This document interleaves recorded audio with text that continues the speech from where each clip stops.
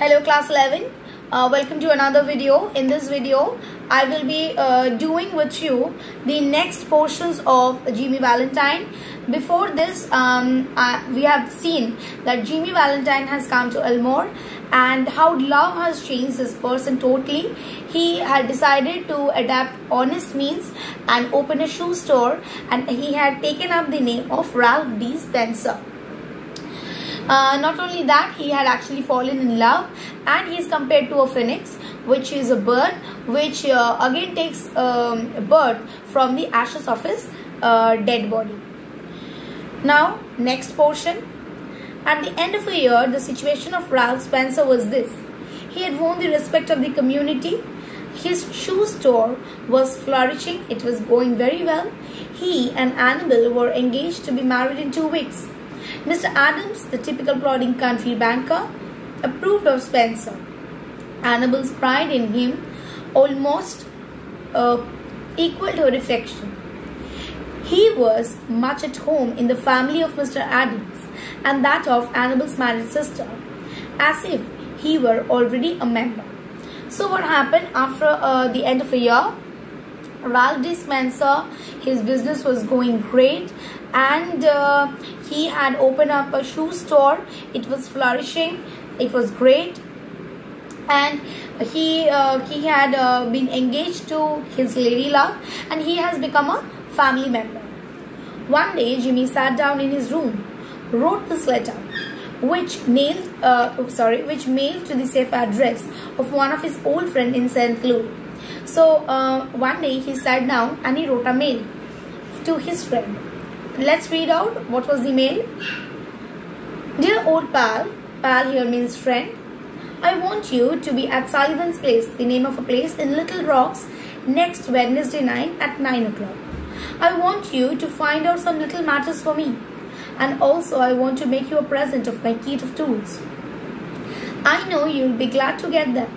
You couldn't duplicate the lots for $1,000. So I'll give you one gift. Please meet me at this place at this time. And the gift that I'm going to give you, you will not get this gift anywhere, even if you pay $1,000. So Billy, I have quit the old business a year ago.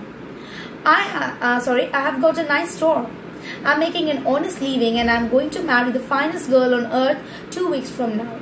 It is the only life, Billy, the straight one. I wouldn't touch a dollar of another man's money now for $1 million.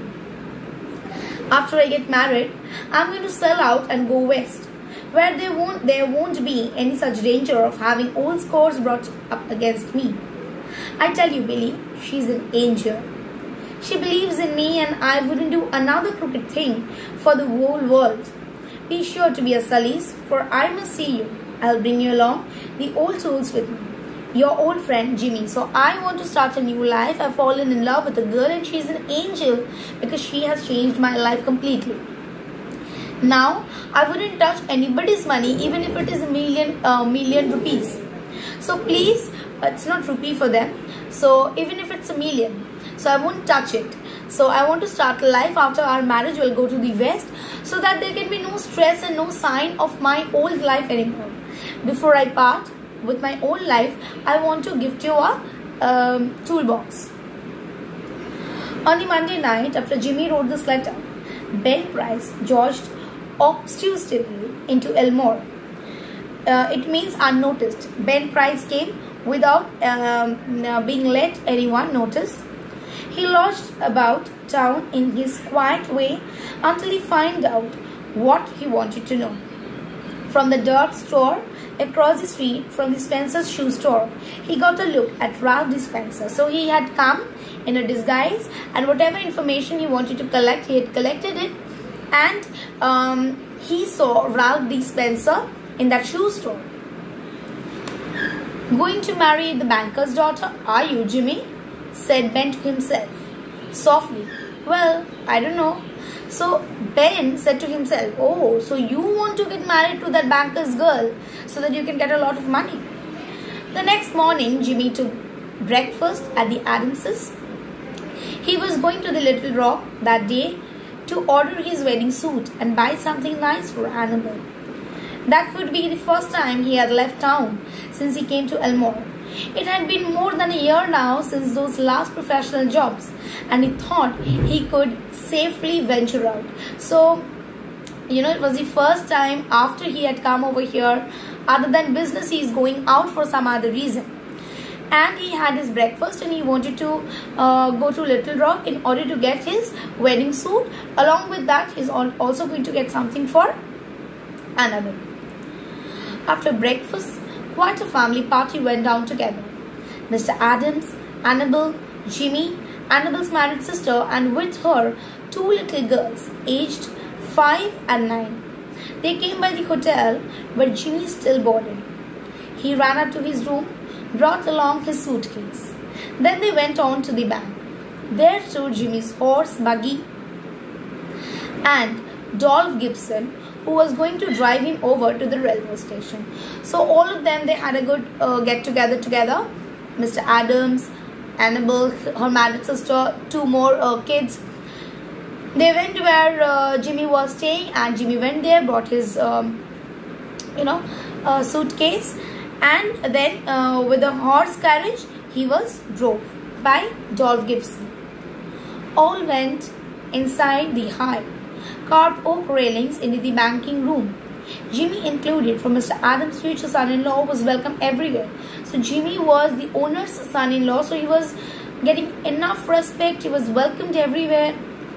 The clerks were pleased to be greeted by the good-looking, agreeable young man who was going to marry Miss Annabelle. Jimmy set his suitcase down. Annabelle, whose heart was bubbling with happiness and lively youth, put on Jimmy's hat and picked up the suitcase. "Wouldn't I make a nice drummer?" said Annabelle. "My Ralph, how heavy it is. Feels like it is full of gold bricks." So he was welcomed. Everyone was very happy to receive Jimmy. He was very handsome. Annabelle's life was also brightened. She was about to get married, and she tried to lift Jimmy's suitcase, and she said, "Jimmy, it's very heavy. Are you sure you don't have gold biscuits over here, or sorry, gold bricks over here? A lot of nickel-plated shoe horns here and here."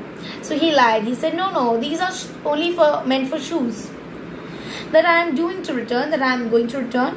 Thought I have just expressed charges by taking them up. I think I have paid them charges, and I want to give it up. I'm getting awful economical now. I'm getting very much economical. I want to spend less and get the best." The Elmore Bank had put in a new safe vault. Mr. Adams was very proud of it and insisted on an inspection by everyone. The vault was a small one, but it had a new patented door. So there was a new vault where the important and very crucial documents, jewelries, or any money that can be kept. So that was the bank vault, and that was a new vault, and it had a new door. Okay, it fastened with 3 solid steel bolts, swinging simultaneously with a single handle and a time clock. So it has got a time clock and it has got a single handle. Mr. Adams beamingly explained its working to Mr. Spencer, who showed a courtesy, but not to intelligent interest. It's not courteous. Who showed a very courteous means, okay, if you are showing, then I am seeing, but he didn't show that he was very much interested in it. The 2 children, May and Agatha, were delighted by the shining metal and funny clock knobs. So they were young, they were excited. While they were thus engaged, Ben Price snorted in and leaned on his elbow, looking casually inside between the railings. When they were all engaged in this, Ben Price entered the bank, and he was leaning and looking at all of this.